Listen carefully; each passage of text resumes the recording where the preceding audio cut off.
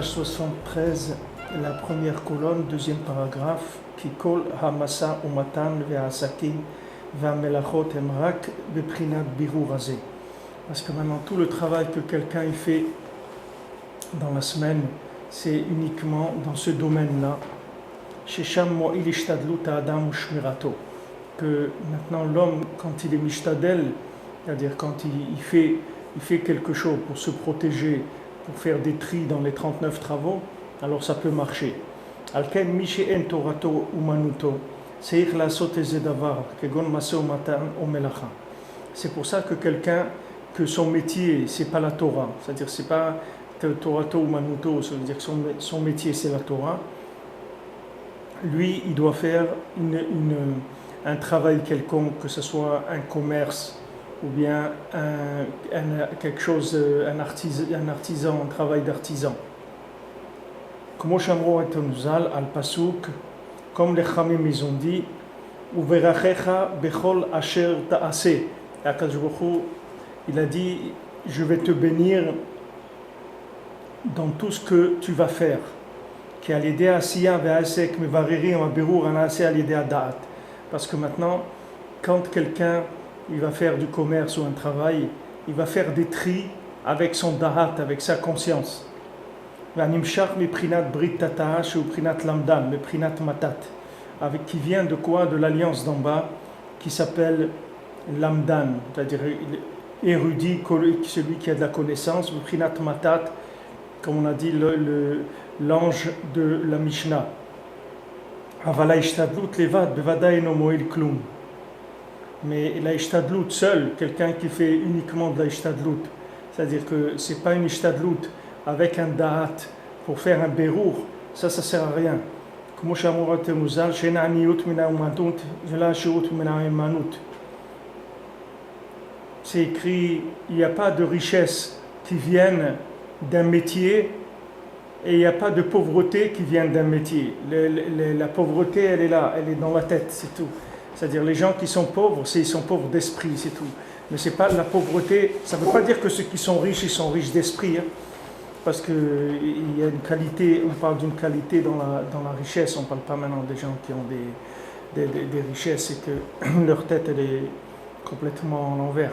Maintenant, quand quelqu'un il est chômeur Torah ou mitzvot, ou quelqu'un il garde les 7 mitzvot de Bnei Noach, maintenant il fait ishtadlut pour sa parnassa, c'est-à-dire qu'il va aller travailler pour avoir parnassa. Maintenant sa parnassa ne va pas dépendre de ce qu'il va faire. Il peut travailler n'importe quel métier, il peut devenir riche. Et n'importe quel métier, il peut devenir pauvre. Il n'y a aucun métier qui rend riche et aucun métier qui rend pauvre. Maintenant, quand on va travailler pour faire des tris. Donc maintenant ces tris-là, il faut qu'ils aient 2 conditions. Première condition, il faut qu'ils soient faits avec matat, c'est-à-dire en gardant le Shulchan Aruch, en faisant le business, le travail avec la halacha, ça c'est la première chose. Et la deuxième chose, l'attacher au Shabbat, c'est-à-dire avoir l'intention d'aider le tzaddik et d'acheter ce qu'on a besoin pour le Shabbat quand on travaille. Alors avec ça, on est dans ce qu'il faut pour pouvoir recevoir la bracha au maximum. Comme shkatuv kilo mimutza mema'arav ki elokim shofet zer yashpil vezeyarim. Parce que c'est comme c'est écrit dans le Teilim, c'est pas ni de l'est ni de l'ouest que ça vient, c'est Akadosh Baruch Hu qui juge le monde, et c'est Akadosh Baruch Hu qui élève les gens, et c'est Akadosh Baruch Hu qui fait descendre les gens. Il n'y a personne qui peut décider de par lui-même. C'est écrit l'argent, la richesse et l'honneur, ça vient de toi.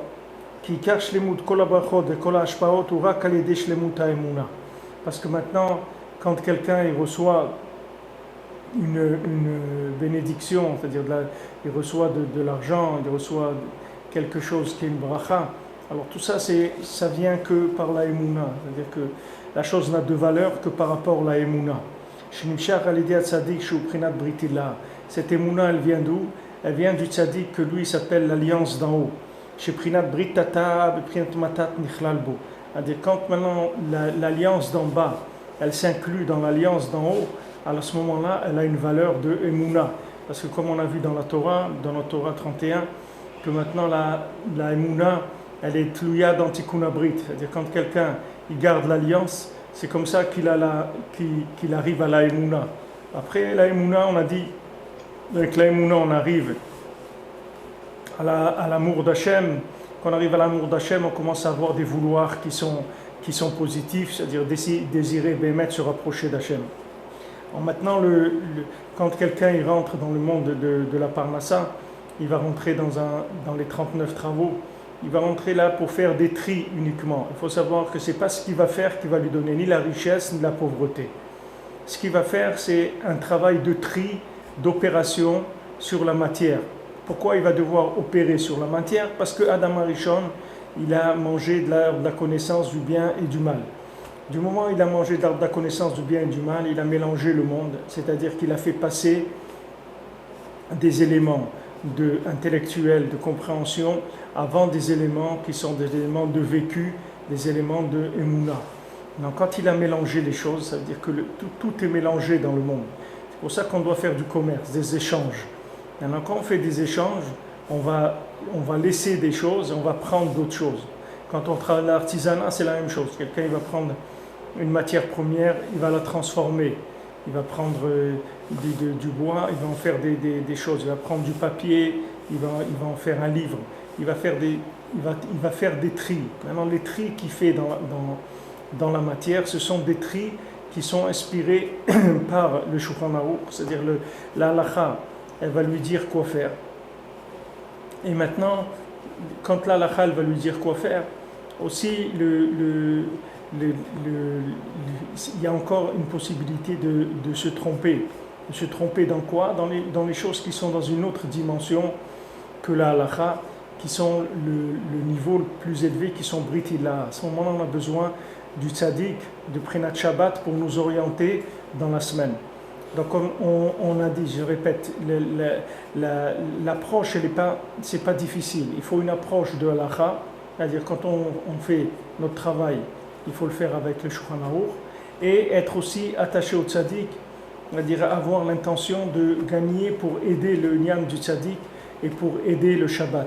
Alors ces choses-là, ça nous donne une protection dans les deux domaines. La halakha va nous protéger des problèmes dans les 39 travaux eux-mêmes, et l'attachement au tzaddik et au Shabbat, ça va nous donner une dimension de protection plus large qui va assurer toutes les difficultés qu'il peut y avoir, même à un niveau qui n'est pas un niveau où l'homme il peut se protéger lui-même, comme des intempéries ou des choses qui sont pas faites pour que l'homme ne peut pas se protéger contre ces choses-là.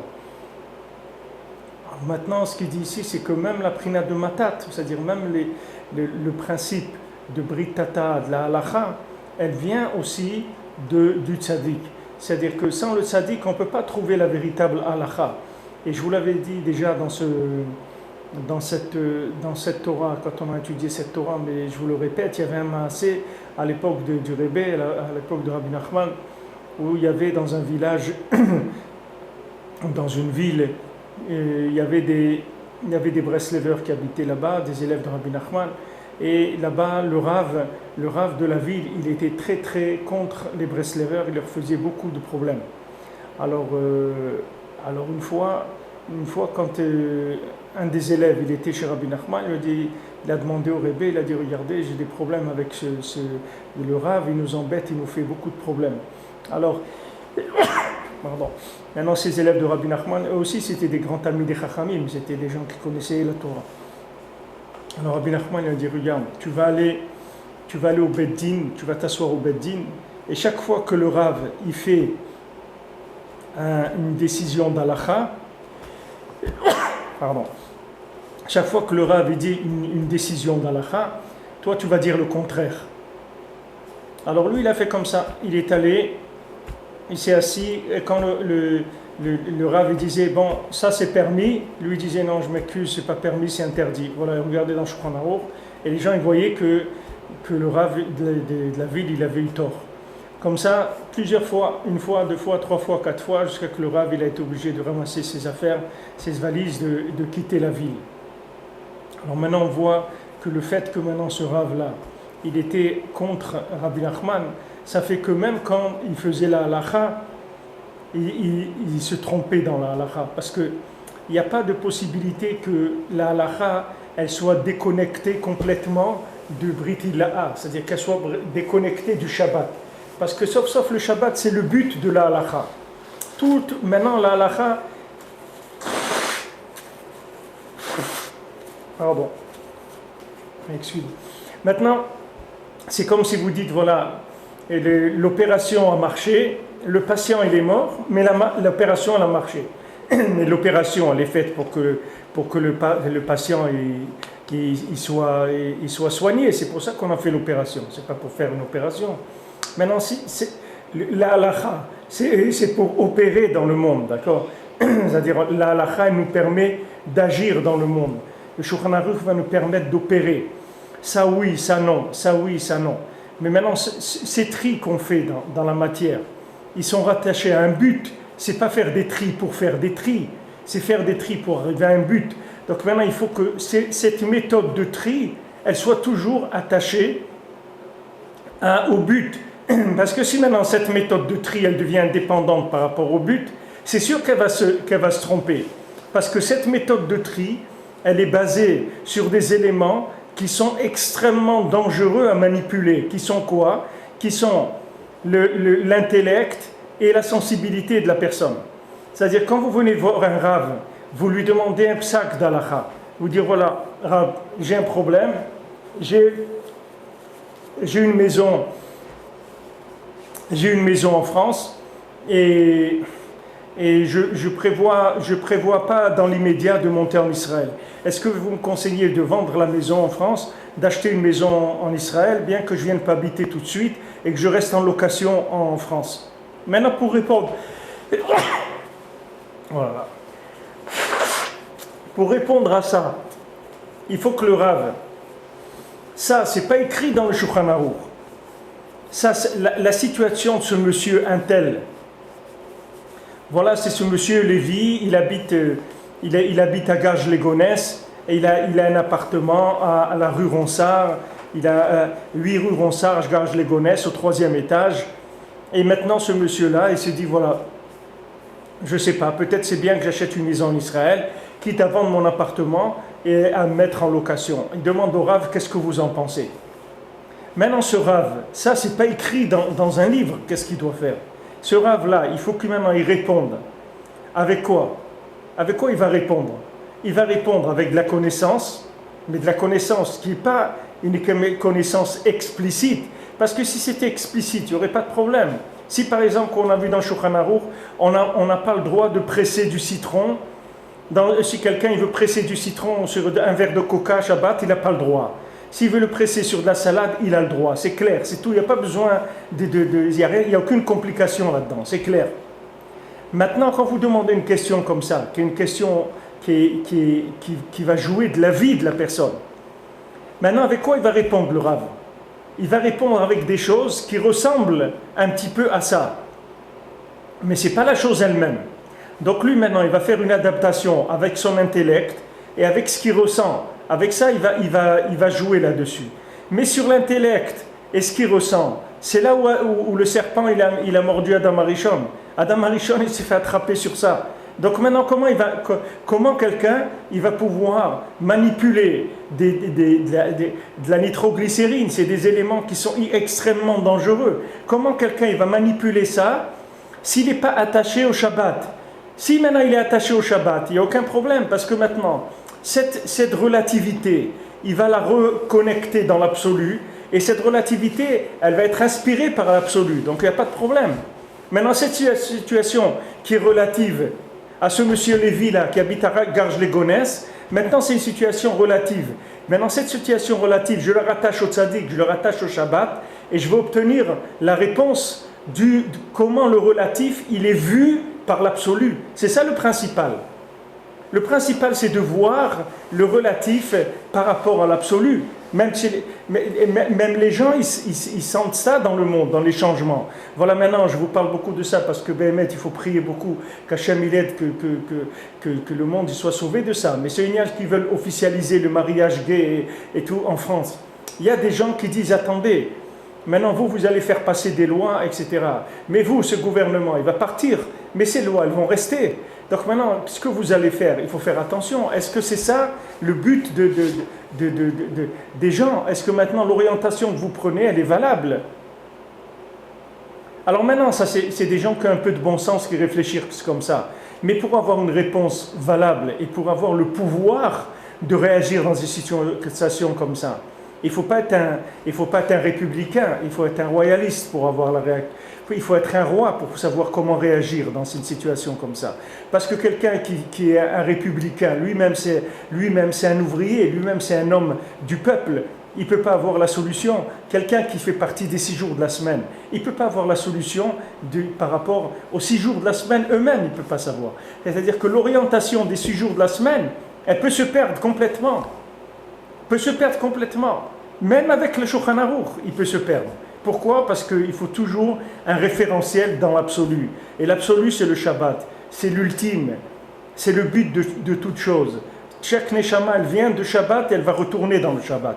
Maintenant, ici, dans ce monde-là, il faut que jamais j'oublie une seule seconde qu'est-ce que je suis venu faire ici. Parce que si j'oublie ce que je suis venu faire ici, même si je connais la halakha, même si je fais le Shulchan Aruch, je peux me perdre. Parce que maintenant, le Shulchan Aruch, il va traiter, comme il rentre dans des situations qui sont spécifiques, il ne peut pas englober toutes les situations de la terre. C'est pour ça qu'il y a besoin des rabbanim qui soient posés que la halakha. Sinon, vous auriez un Kitsur Shulchan Aruch et dedans, vous trouveriez tout ce qu'il faut. Vous avez pas besoin. Pourquoi besoin d'un rab de lui demander des questions? À part le côté ignorance de la personne. Il y a un côté que c'est écrit. Par exemple, quelqu'un il peut téléphoner à un rab pour savoir s'il a le droit de presser du citron Shabbat sur une salade. Mais ça, c'est écrit. Il n'a pas besoin d'un rab pour ça. C'est écrit dans tous les kitsur de Shulchan Aruch. Mais si quelqu'un maintenant il a des questions plus sensibles, qui ne sont pas écrites de façon claire, c'est là où il va rentrer en jeu toute la connexion du rab. Ce n'est pas sa connaissance, c'est son degré de connexion.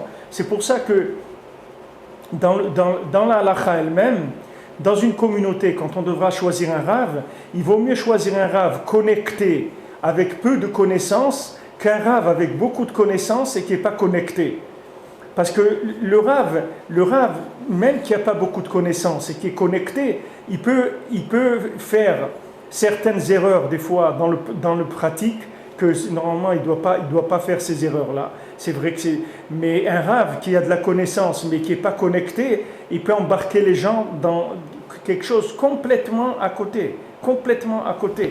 Et vous voyez dans les réactions par rapport à Eretz Israël, qui est Shabbat, vous verrez, je vous en ai parlé plusieurs fois, mais vous verrez les réactions des rabbanim quand vous demandez pour monter en Israël à des rabbanim en France, ou vous leur parlez, vous voyez comment les gens y réagissent. Parce que pour savoir comment réagir, pour avoir l'inspiration valable, il faut être connecté au Shabbat, il faut être connecté au tzaddik. À ce moment-là, le tzaddik, il vous donne l'inspiration de l'absolu dans le relatif.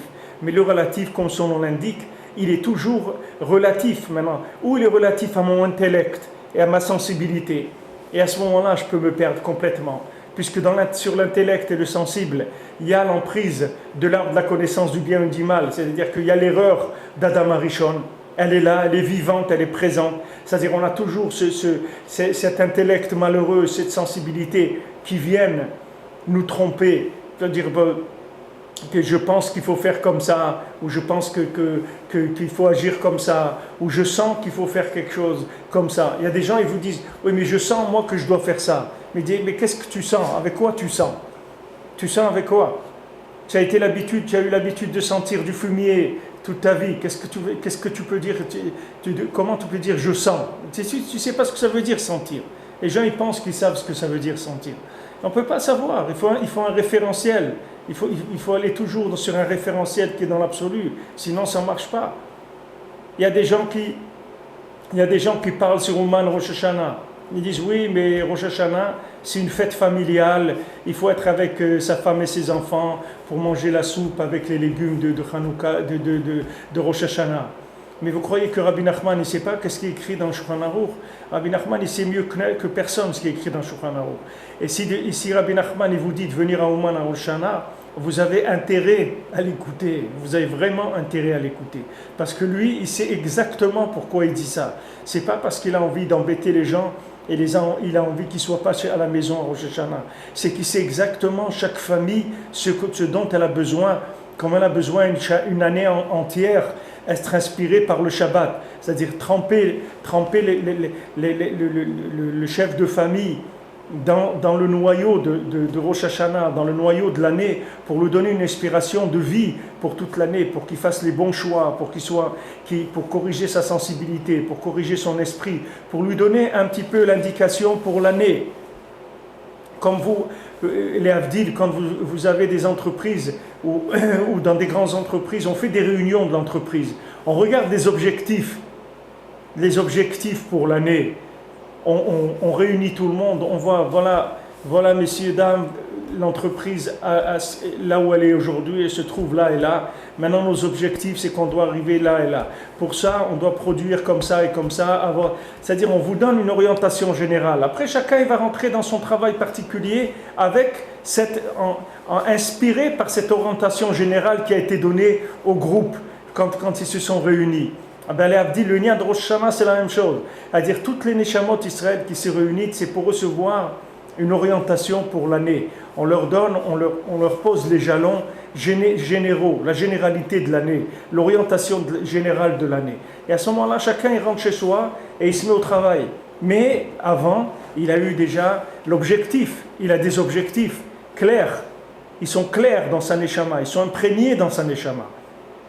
Et après cette personne-là, on va lui proposer un travail qui a l'air pas très intéressant, il va dire oui, parce qu'il sait que c'est ça qu'il faut prendre. Et d'une autre façon, on va lui proposer un travail qui a l'air intéressant, il va dire non, parce qu'il sent que c'est pas ça qu'il faut prendre. Maintenant, d'où ça lui vient cette inspiration?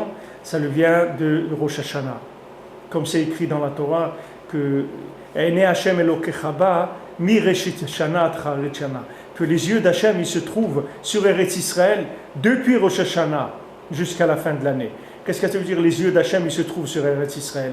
Ça veut dire que Eretz Israël elle vit dans une Ashgacha Eliona, ça s'appelle Ashgacha Eliona. C'est-à-dire en Eretz Israël il y a des miracles qui sont à un niveau beaucoup plus élevé que n'importe où dans le monde. Comme je vous avais dit, il y avait un dirigeant d'Eretz Israël qui a dit que celui qui ne croit pas dans les miracles en Eretz Israël, il n'est pas raisonnable.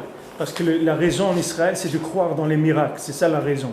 Pourquoi? Parce que ce qui s'appelle miracle en dehors d'Eretz Israël, en Eretz Israël, ça s'appelle fonctionnement habituel. C'est-à-dire que le fonctionnement d'un juif en Israël tous les jours, il a un niveau de miracle par rapport aux deux gens qui sont en dehors d'Eretz Israël. Mais maintenant, d'où ça vient ça? Ça vient de Mereshit Shana, Rabbi Nathan dit, ça vient du Rosh Hashanah du Rebbe, du Rosh Hashanah de Rabbi Nachman. De là, ça amène la Shgacha sur Eretz Israël. Ça amène que maintenant, Eretz Israël va monter dans un niveau d'Ashgacha, c'est-à-dire dans un niveau de providence beaucoup plus élevé. Individuellement, c'est pareil. Rabbeinu il dit dans l'écouté Moharan que celui qui était chez le tzaddik à Rosh Hashanah, là où il pose son regard dans l'année, ça devient Prina d'Eretz Israël, c'est comme Eretz Israël. Qu'est-ce que ça veut dire là où il pose son regard dans l'année, c'est comme Eretz Israël? Ça veut dire que maintenant, quand il va voir une situation, il ne va pas la voir comme quelqu'un qui est dans la situation, il va le voir comme quelqu'un qui est connecté au but de cette situation-là. Quel est l'avenir de cette situation? Où cette situation elle amène après, et il va faire le choix par rapport à ça. Ça s'appelle que la providence, qu'il est attaché à la providence. Ça s'appelle la Prina d'Eretz Israël. C'est que quelqu'un, il voit plus loin que le bout de son nez. C'est pas que quelqu'un il regarde une situation et il voit l'immédiat. Quelqu'un il a trouvé une maison, elle a un prix pas cher, etc. Mais maintenant c'est pas le prix de la maison qu'il faut regarder. Il faut regarder quels sont les voisins, quel est le quartier, qu'est-ce que vos enfants, qu'est-ce qu'ils vont fréquenter, comment ils vont être accueillis dans cet endroit-là, comment ils vont s'intégrer. Il y a des centaines de choses à voir qui sont complètement prioritaires par rapport au prix de la maison. C'est pas le prix de la maison qui compte. Le prix de la maison, c'est la dernière chose qui va compter, c'est juste quand on doit terminer. Mais malheureusement, les gens ils regardent des choses comme ça qui sont des détails par rapport au choix. Par rapport au choix, c'est vraiment des détails. Mais comment connaître les priorités? C'est uniquement si vous êtes attaché au Shabbat. Parce que si vous n'êtes pas attaché au Shabbat, les priorités imaginaires de la matière, je répète, les priorités imaginaires de la matière, elles vont dépasser les priorités qui sont les priorités essentielles, les priorités absolues. Il y a des priorités absolues. et il y a des priorités qui sont relatives.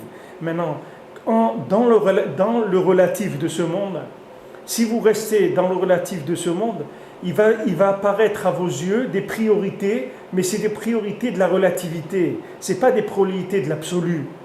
Comme je vous ai donné l'exemple. Maintenant, quelqu'un il vit en Eretz Israël, par exemple, il a une parnassa, d'accord, il gagne une certaine somme, il gagne 2000 € par mois, d'accord. Maintenant, si on lui propose un poste à l'étranger, il va gagner 20 000 € par mois. Maintenant, il va gagner en un mois ce qu'il gagne 10 mois en Eretz Israël. Alors, on va lui proposer, lui il dit non, moi je veux rester en Eretz Israël. Pourquoi maintenant il arrive à faire ce choix-là? Parce que maintenant, dans son vécu, il n'est pas attaché à une relativité du relatif, il est attaché à une relativité de l'absolu. Donc dans la relativité de l'absolu, ça ne rentre pas en compte ce choix-là. C'est-à-dire que ce n'est pas un choix du tout, ce n'est même pas un nisayon, ce n'est même pas une épreuve. Ce n'est pas une épreuve. Alors que maintenant, si vous descendez dans la relativité complètement, vous avez des gens qui se posent la question, est-ce qu'ils vont travailler le Shabbat ou pas? Parce qu'ils sont dans leur relativité, même dans la halakha, ils sont dans la relativité du relatif, c'est-à-dire ils fonctionnent par rapport à un esprit. Leur esprit, il s'est formaté à l'approche relative. Donc ils me disent, mais attendez, mais si je ne travaille pas Shabbat, vous vous rendez compte combien d'argent je perds si je n'ouvre pas mes magasins le Shabbat? Mais je perds énormément d'argent, mais ce n'est pas possible. Parce que lui, il a ouvert ses magasins pour gagner de l'argent. Maintenant, s'il ferme le Shabbat, il ne va pas gagner. Donc maintenant, il est dans un raisonnement qui est un raisonnement de relatif, mais par rapport au relatif, pas par rapport à l'absolu. Il ne faut pas un raisonnement de relatif par rapport au relatif. Il faut un raisonnement de logique par rapport à l'absolu, pas par rapport au relatif. Il faut que maintenant, moi, quand je raisonne toujours avec la présence de l'absolu. Donc à ce moment-là, mes choix, ils vont être automatiquement dirigés vers le but de chaque chose. Pas maintenant la relativité des choses. Alors même si maintenant quelqu'un, on lui propose d'avoir un bon travail le Shabbat et de gagner beaucoup, il va refuser parce qu'il va dire, regarde, moi je ne travaille pas pour travailler, moi je travaille parce que Hachem il m'a envoyé dans la matière pour faire des tris. Il y a des choses que je dois récupérer, des choses que je dois laisser. Mais Hachem il a dit de ne pas travailler le Shabbat. Donc c'est sûr que le Shabbat je ne vais pas travailler. C'est pas shoot pour moi. Mais ça, pourquoi c'est pas shoot? Parce que cette personne-là, elle a une force d'absolu dans sa relativité. C'est la même chose. Il y a des gens, ils viennent, bon Hachem, ils sont venus à Rosh Hashanah une fois ou deux fois ou trois fois ou beaucoup de fois. Mais sachez que ça même, de venir à Ouman à Rosh Hashanah, c'est quelque chose qui s'entretient. Parce que si maintenant quelqu'un n'a pas entretenu cette conscience de l'absolu dans le relatif, alors il y a des épreuves. Comment je vois des gens qui sont venus plusieurs années et disent, bon, cette année, je ne sais pas si je vais pouvoir venir. Je dis, mais comment? Tu as fait des années?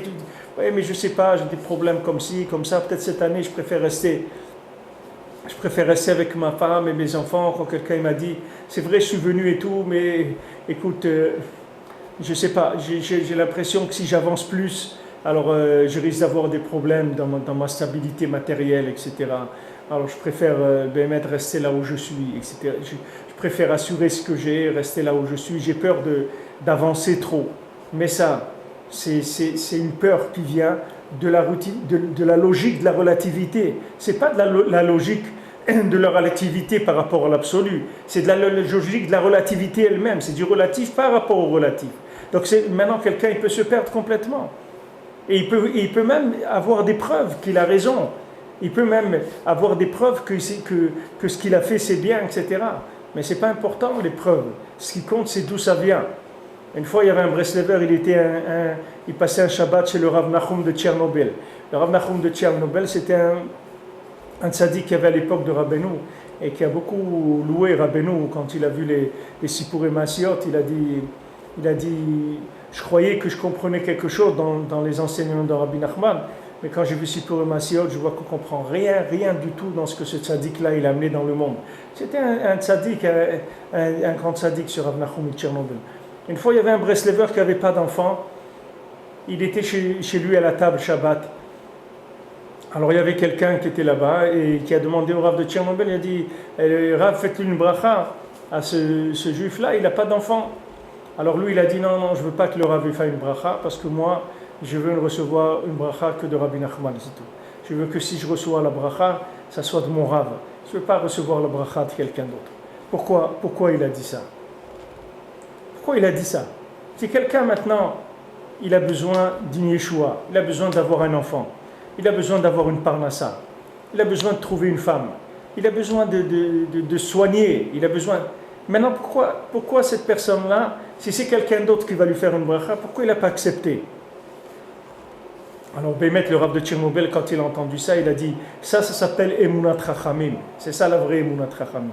Pourquoi maintenant il dit? Parce que maintenant, lui, il sait que l'absolu, la conscience de l'absolu, c'est-à-dire le concept de l'absolu dans la génération, c'est Rabbi Nachman qui l'a. C'est lui qui a le concept de l'absolu. Comme à l'époque de Moshe Rabbeinu, c'était Moshe Rabbeinu qui avait le concept de l'absolu. Quand Moshe Rabbeinu vous dit ce soir à minuit on sort, alors c'est ce soir à minuit qu'on sort. C'est pas à minuit et demi ni à 11h, c'est à minuit parce que lui, il a le concept de l'absolu quand il parle dans le relatif. Lui, il n'y a rien de relatif qui n'est pas attaché à l'absolu. Donc maintenant, quand le Rav, il dit quelque chose, quand le Rav fait une bracha, c'est une vraie bracha. C'est pas une bracha qui peut y avoir après, comme on appelle ça dans les médicaments, tovaot levaï, comme on dit, des conséquences qui sont négatives. Des fois, il y a des médicaments qui sont accompagnés par des inconvénients. C'est-à-dire que, par exemple, ça entraîne que la personne a le sommeil, ou que ça entraîne qu'elle n'entend pas bien, ou qu'elle ne voit pas bien, ou qu'elle a des troubles de la mémoire, ou n'importe quoi. Non. Quand le tzaddik il donne une bracha, c'est une vraie bracha. C'est pas une bracha où il y a des problèmes à côté. C'est une vraie bracha. C'est-à-dire c'est une bracha vous pouvez la remonter, cette bracha-là, jusqu'en haut, c'est-à-dire jusqu'à l'infini, jusque maintenant dans la tombe, jusqu'à la résurrection des morts. Et pour l'éternité, vous n'aurez jamais un problème dans cette bracha-là. Parce que c'est une bracha qui est connectée au plus élevé qui existe dans tous les univers. Donc vous n'avez pas de problème. Tandis que maintenant, si vous avez quelqu'un qui vous décroche une bracha, il peut vous décrocher une bracha. Mais cette bracha-là, elle peut être accompagnée avec d'autres choses qui vont être très très embêtantes. Et des fois qui peuvent être plus embêtantes que la chose elle-même. Comme l'exemple de Rabbi Nachman avec Rav Chaikel, le cousin de Rav Chaikel. Quand Rabbi Nachman il voyage une fois avec son élève Rav Chaikel, et ils arrivent chez le cousin de Rav Chaikel, et ils voient que ce cousin de Rav Chaikel, il est très pauvre. Alors Rav Chaikel, il demande à Rabbeinu que vous ne pouvez pas lui faire une bracha pour la parnassa. Alors Rabbeinu, il dit, j'ai pas de bracha pour lui. Alors Rav Chaikel, il dit, est-ce que moi, vous permettez que je lui fasse une bracha? Il lui dit, si tu veux lui faire une bracha, fais-lui. Alors lui fait une bracha. Alors après, quand ils partent, il y a un changement de situation chez ce cousin-là qui était très pauvre, et petit à petit, il commence à faire du commerce, etc. Les gens, ils ont choisi sa maison comme un endroit une auberge, etc.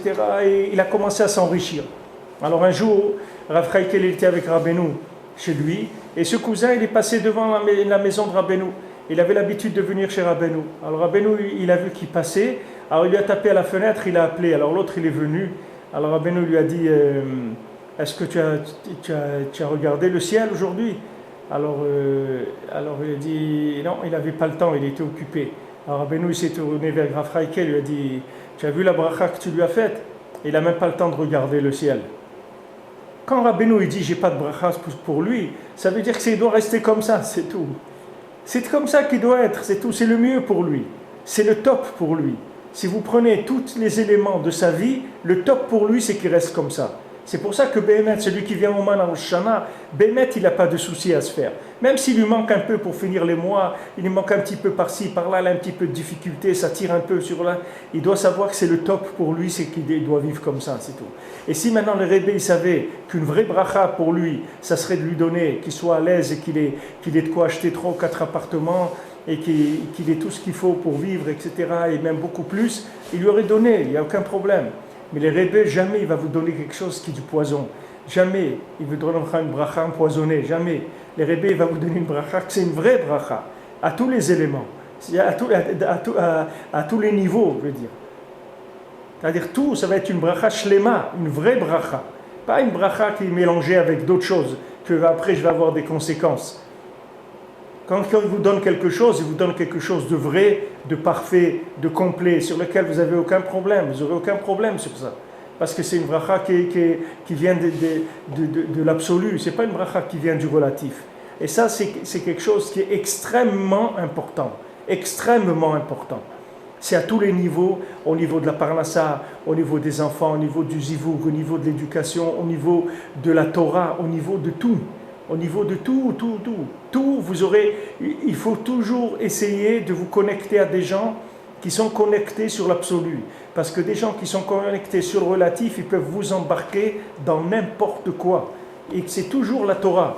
Mais c'est le but, après quand vous arrivez au bout, c'est n'importe quoi. Ça donne n'importe quoi. Pourtant, ça parle de choses qui sont de la Torah. Ça parle d'Eretz Israël, ça parle du sionisme, ça parle de beaucoup de choses ça ressemble beaucoup à la Torah. C'est des choses qui sont, mamash, très proches de la Torah.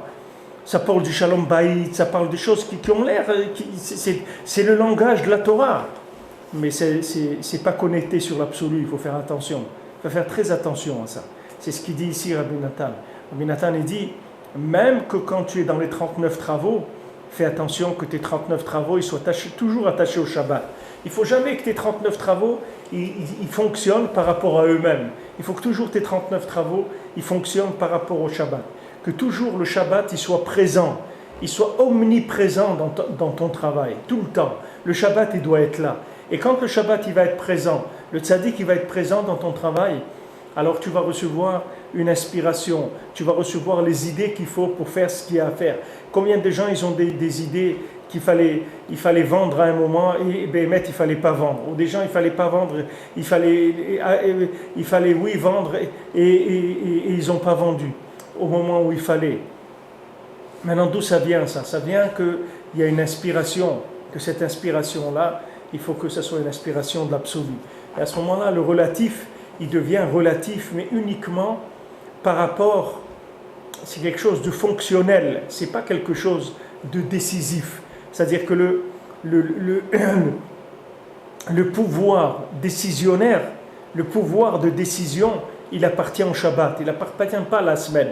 La semaine, c'est un pouvoir exécutif, c'est pas un pouvoir de décision. Que exécutif, c'est tout, c'est l'exécutif. L'exécutif, on ne lui demande pas son avis, on lui demande que de l'application, c'est tout. On ne lui demande pas son avis. Maintenant, vous ne pouvez pas séparer l'application du pouvoir. Vous ne pouvez pas séparer l'application de l'origine de l'application, qui est de se rapprocher d'Hachem. Toute la Torah, elle est faite pour se rapprocher d'Hachem. Maintenant, quelqu'un, il ne peut pas faire du Shulchan Aruch, et avec ce Shulchan Aruch, il s'éloigner d'Hachem, il y a quelque chose qui ne marche pas. Ce Shulchan Aruch, il doit l'amener à se rapprocher d'Hachem. Sinon, il y a quelque part où il s'est trompé. Il y a quelque chose qui lui manque quelque part. Donc, il faut que chacun fasse attention d'avoir ses kavanotes, comme on a dit, comme on a vu avant, qu'il soit mekaven dans sa marshava quand il fait un travail, qu'il soit marzik le tzaddik, ou bien qu'il puisse recevoir le Shabbat, les deux, parce que le Rabbi Nathan il dit ou ça et ça. C'est-à-dire que maintenant qu'il ait comme intention que son argent, ça va l'aider au inyan de la diffusion du tzaddik, et aussi que ça va l'aider pour faire Shabbat. Et à ce moment-là, il reçoit une inspiration de l'absolu. Et aussi tous les conseils de Rabbeinu, que ce soit au Man Rosh Hashanah, ou que ce soit Tikkun HaKlali. Quand vous faites le Tikkun HaKlali, qu'est-ce que vous faites dans le Tikkun HaKlali? Vous réparez les 10 poux. Il y a 10 poux, il y a 10 doigts qui vous permettent de faire ce que vous allez à faire. Ces 10 doigts, ils sont inspirés par les 10 poux. Il y a 10 poux dans le corps qui donnent les impulsions. Maintenant, ces impulsions, il faut les corriger, il faut les orienter, il faut les gérer. Donc le Tikkun HaKlali va vous permettre de gérer ces impulsions-là. Quand vous dites les 10 mizmorim, chaque mizmor, il va gérer un de vos doigts. Chaque mizmor, il va gérer un de vos poux. Ensuite, les impulsions, elles sont mises sur la cadence de la Kedusha, de l'absolu. Comme quelqu'un qui maintenant, il fait de la musique. Alors la musique, même si elle est très bien et tout, il faut qu'elle soit sous un rythme. Il y a un rythme de musique. Il y a un rythme dans la musique. Ce rythme-là, il faut le suivre. Sinon, on est en dehors, on est dans de la cacophonie, même si on sait jouer de la musique. Il faut être dans le rythme. Maintenant, le rythme cardiaque, le rythme des impulsions qu'il y a dans les 10 endroits du corps, ce rythme-là, il est géré par le Tikkun HaKlali. Le Tikkun HaKlali, c'est un chant pour chaque poupou, pour chaque point des 10 poux. Alors on fait le Tikkun HaKlali, on a réparé l'impulsion. Vous voyez quand les conseils principaux qu'il a donné Rabbi Nachman, c'est quoi? Oman Rosh Hashanah, faire Hitbodedut, faire le Tikkun HaKlali, étudier Shulchan Aruch. Toutes ces choses-là, c'est des choses qui sont toutes dans l'esprit de ce qu'on est en train d'étudier ici. C'est-à-dire que Rabbeinu dit, viens Rosh Hashanah, c'est pour arranger le principe de la tête, c'est-à-dire le principe de l'absolu, te connecter sur l'absolu. Ensuite, l'étude du Shulchan Aruch, c'est pour gérer le relatif, mais cette gestion du relatif, elle vient une fois qu'on a connecté l'absolu. Quand on fait maintenant Hitbodedut, on va parler avec Hachem, qu'est-ce qu'on va faire? On va fabriquer des âmes positives qui vont nous permettre d'avoir les moyens d'agir de façon positive. Et le Tikkun HaKlali, c'est quelque chose qui va aller réparer nos impulsions, qui va orienter les impulsions, qui va les gérer dans le bon sens. Toutes ces choses-là, c'est la même chose, ça parle de la même chose. C'est de la technique, technique de vécu sur terre. C'est ça qui est dans le Rabbi Nachman, c'est pas maintenant des chidushim. Ce qu'on cherche, nous, c'est pas des chidushim de la Torah. Qu'est-ce que vous voulez que je fasse avec des chidushim de la Torah? Quelqu'un va me faire une dracha le Shabbat, que voilà, Yaakov Avinu, tu sais, c'est la gematria de 3 fois le nom de ça. Et il a c'est beau, c'est magnifique, mais moi tu me vois pas, moi je suis derrière de la vitrine, moi je suis dehors, mon ami. Moi je suis dans la rue, moi j'ai froid, je suis dans la rue. Maintenant ne me fais pas perdre mon temps à regarder des trucs dans la vitrine, j'ai pas beaucoup de force. J'ai pas beaucoup de temps, j'ai pas beaucoup d'énergie à mettre. Je peux pas m'investir dans beaucoup de choses. Alors je t'en prie, ne me fais pas perdre mon temps. Ne me fais pas perdre mon temps. Donne-moi quelque chose avec quoi je vais m'en sortir. Qu'est-ce que tu veux que je fasse de la contemplation, de la contemplation mystique? Qu'est-ce que tu veux que je fasse avec ça? Moi je suis malade, moi j'ai besoin de me rapprocher d'Hachem. Moi, j'ai besoin de corriger mes midotes, j'ai besoin d'avoir des bonnes pensées, j'ai besoin d'avoir des bons vouloirs, j'ai besoin d'être patient, j'ai besoin d'aimer ma famille, j'ai besoin d'aimer le Ham Israël, j'ai besoin d'avoir des bonnes midotes, d'avoir tikkun abrit. C'est ça que j'ai besoin. J'ai besoin de manger comme un être humain, j'ai besoin de gérer mon argent comme quelqu'un qui est dans la Kedusha. Donne-moi des solutions à ça. Même dit des chidushim de Torah, qu'est-ce que tu veux que je fasse avec ça? Qu'est-ce que tu veux que je fasse? Ok, c'est beau, d'accord, c'est très beau, c'est magnifique. Behemet kol hakavod, c'est magnifique. Mais moi, je ne suis pas dans le magasin, moi je suis dehors. Il faut que tu saches que je suis dehors.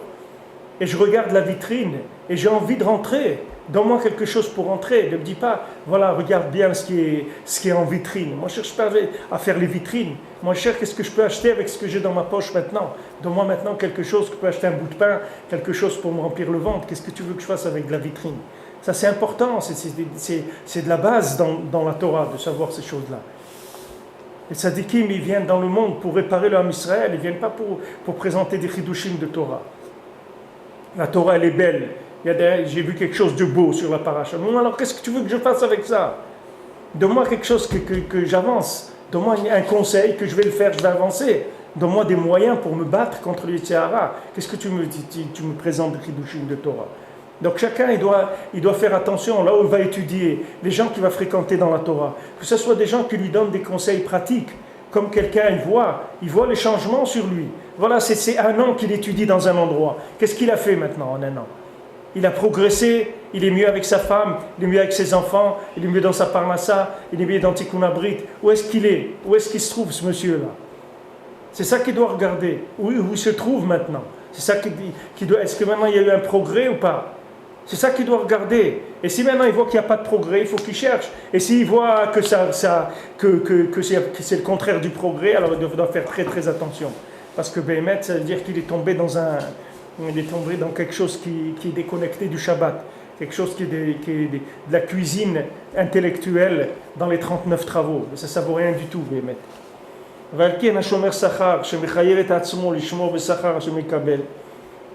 C'est pour ça que maintenant quelqu'un, pour revenir à la halakha, celui que maintenant qui garde avec un salaire, c'est-à-dire on lui a donné à garder quelque chose et il touche un salaire par rapport à ce qu'il va garder. Il nous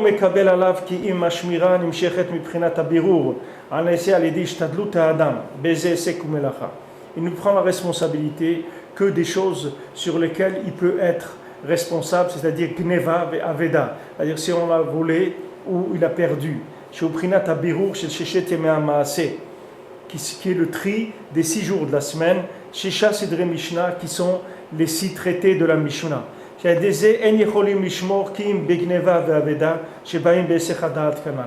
maintenant, de ça, on ne peut se garder que de Gneva et Aveda, c'est-à-dire que de choses qui sont soit une perte, soit un vol, mais ça, ce sont des choses qui sont entièrement dans le relatif. Donc ça, il peut avoir un rapport de garde par rapport au relatif. Mais des choses qui viennent du domaine de l'absolu, c'est-à-dire des choses qui sont venues de catastrophes, qui sont naturelles ou autres, comment vous voulez qu'il se garde de ça? Il ne peut pas se garder de ça. Il ne peut pas se garder de la foudre ou des choses qui sont pas dans son pouvoir. Lui, il peut se garder de ce qu'on vient pour le voler ou qu'il a perdu ou bien que de voler. Ça, il peut faire attention.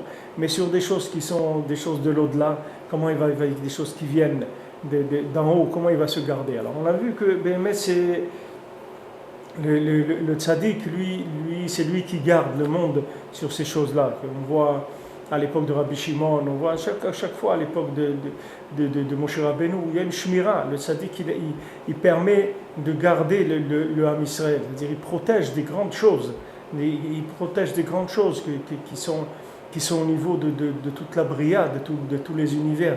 C'est pas que au niveau pratique. Au niveau pratique, quelqu'un avec la halakha, en se battant, etc., il peut plus ou moins se débrouiller dans ce qui est gneva ve aveda, c'est-à-dire vol et perte. Mais au niveau des catastrophes naturelles, il n'y a que le tzaddik qui peut protéger le monde dans les liens des catastrophes naturelles. Alken ha-uman dino keshomer sachar. C'est pour ça que le uman, quelqu'un qui est un uman, qui est un artisan, il a le digne de shomer sachar. Il a le digne de quelqu'un qui garde avec un salaire. Qui afalpi she'en ha-uman notel shum sachar ala shmira. Bien que maintenant, un artisan, c'est pas quelqu'un qui prend de l'argent pour garder l'objet. C'est quand vous donnez un tissu à un tailleur pour qu'il vous fasse un costume. Lui, il ne vous a pas dit qu'il va vous garder le tissu, mais c'est quelque chose qui est sous-entendu. Du moment où vous lui avez revenu le tissu, que lui s'est lancé dans le projet de transformer ce tissu en costume, automatiquement il va inclure le fait de garder la matière première. Voilà, maintenant comme il a reçu sur lui de faire ce travail-là, il a pris sur lui de faire ce travail-là, il a accepté la responsabilité du travail. Chez le Zéadavar, la Soto, le Takno, il a pris sur lui le fait qu'il va arranger cette chose-là, il va la faire ou il va l'arranger. Alken Khalala va Berour. Alors voilà, maintenant sur lui, il y a le Berour qui vient, c'est-à-dire des 39 travaux. Anaasal et des Prinat Lamdan, c'est-à-dire qu'il rentre dans le Prinat Lamdan, c'est-à-dire dans l'union de Shechet Yemei Achol. Prinat Britata, c'est-à-dire l'alliance en bas, Prinat Aberour, chez le Kol Asakim Melachot.